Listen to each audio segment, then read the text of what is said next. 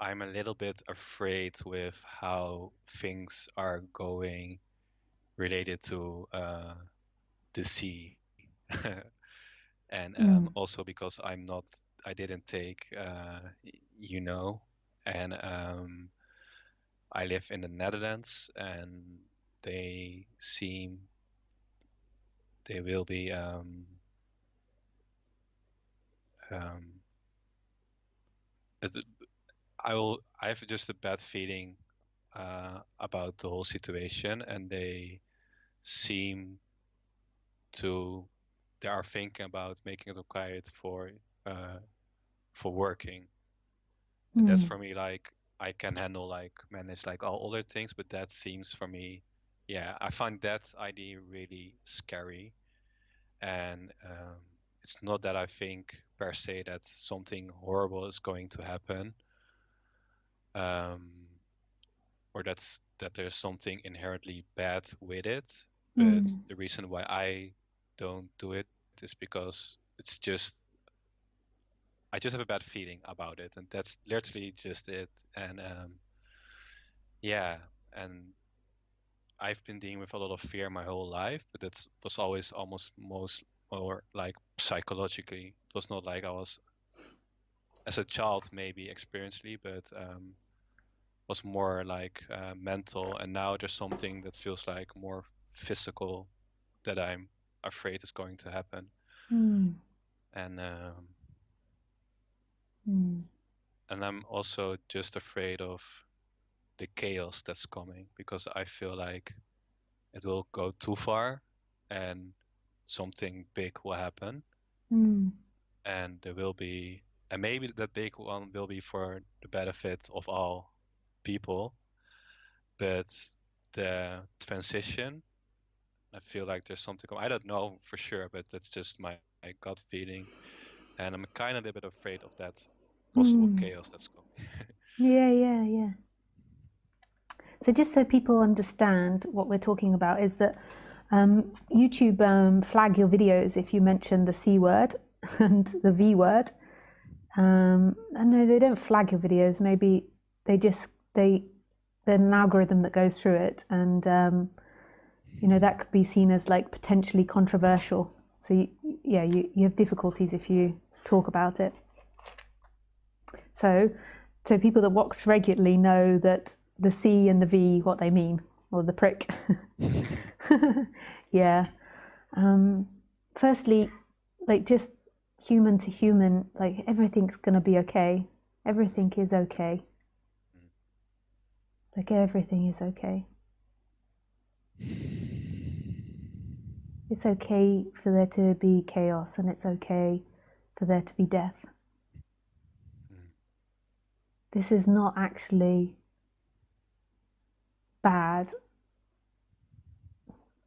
It's something that happens in this world.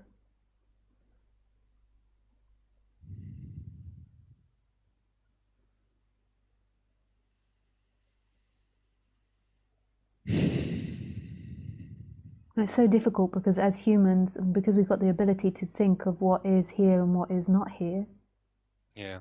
death is a lot more bigger deal to us. I remember watching, when I was younger, watching this film about a dog dying. I can't remember what the film was, and I learned that often when dogs are dying, they just go off into the wilderness by themselves, and you don't see them again. Mm. And Do they you just know? curl up. And also, when my dogs died, I've had quite a few dogs. Like one dog, when she was dying, she had kidney problems. In the end, we put her down. We got the vet to come in and take her life.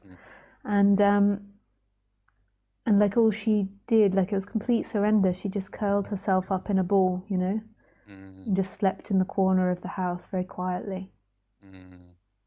Yeah, That's beautiful. yeah. And she doesn't have the perception of I am going to die now.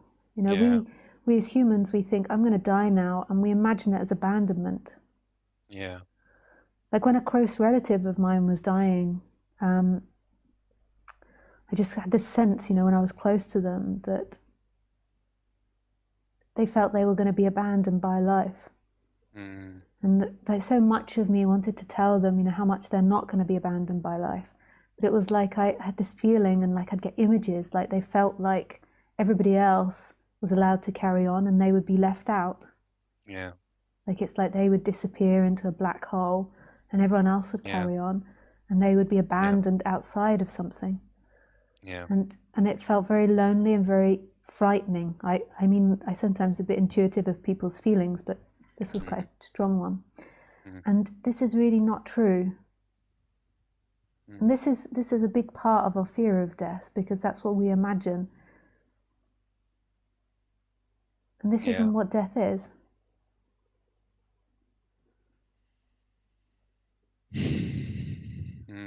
What death actually is a melting back into absolute expansion.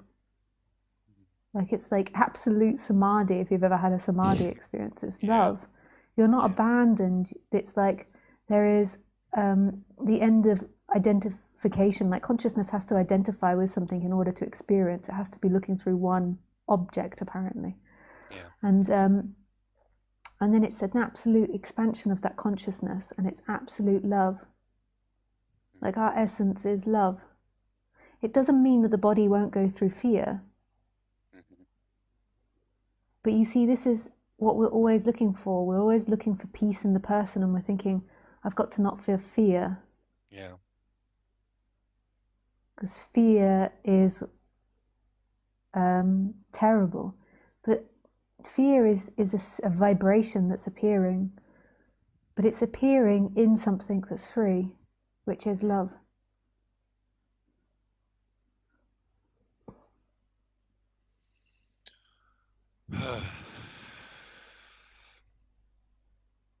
There's a part in my body, and I think that has to do, that's like a big fear part of me that's really holding on really, really, really tightly. And ironically, my practice, especially lately, is a lot about allowing that part to hold on.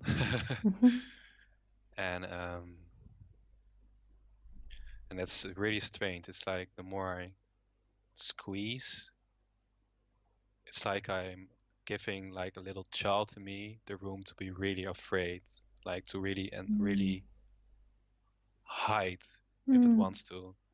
And by doing that, my life, I seem to be able to do. I also seem to be able to expand more, like do more things. Yeah, it gives me room to. Yeah, that's not really a question, by the way. I'm sorry. Yeah, no, yeah, totally. Yeah, it's beautiful. Yeah, I get that. Yeah. What may I ask why you indulge in reading and listening to stuff about the big C and the big V? I'm not really indulging, honestly. Yeah. My approach has always been because I feel like you can go too far to both sides, and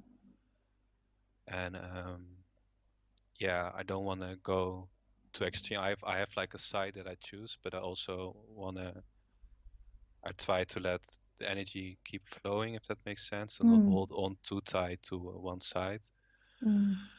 And yeah, but this is more like just a feeling that I already had from the beginning that, oh, this is not really, yeah, just a little, yeah, bad feeling, yeah. This isn't saying it's any better than your approach, but just my approach with the V is actually different from yours. Like my feeling is that my body is strong, and that it doesn't need that. Yeah. And it's kind of it's a different vibration. I don't know if you can tap into that vibration in you. Maybe you don't feel that, but I just wonder if it's there, like you're focusing on the that there's something not right about it. And what about this other? Is there another one where you feel? I think I understand what you're pointing to. Like just like the positive side of the equation, a little bit like the trust in that my body uh, is strong enough so it won't energetically attract possibly the happening, or am I? Oh, I don't even know Oh. if I'm thinking that, like that it will or won't attract it. Like, I don't know. Like, I just have that feeling in my body, so it just doesn't arise the urge to Yeah. do that. Mm-hmm. But there is like, I mean, it is becoming harder and harder. Yeah. And, you know, with family members and stuff, I also can see that there's a possibility that this body does it. Mm-hmm. Like, and if that happens, then my mind, I suspect, will find the positive in that. Yeah, exactly. That's a And good and point. that's not like, that's not because of law of attraction as such. I mean, we could put it into that teaching. It's just, I got trained like all these years of being into this. It's like a training, and it's maybe like an expansion that happens with this realization. Like, Yeah. to, I mean, I do have negative thoughts and I have negative moments, you know. I get hit by the negative moment, but there's just like a, most of the time, a natural balance that goes towards that. Yeah. I think like I also didn't exclude the possibility of me taking it.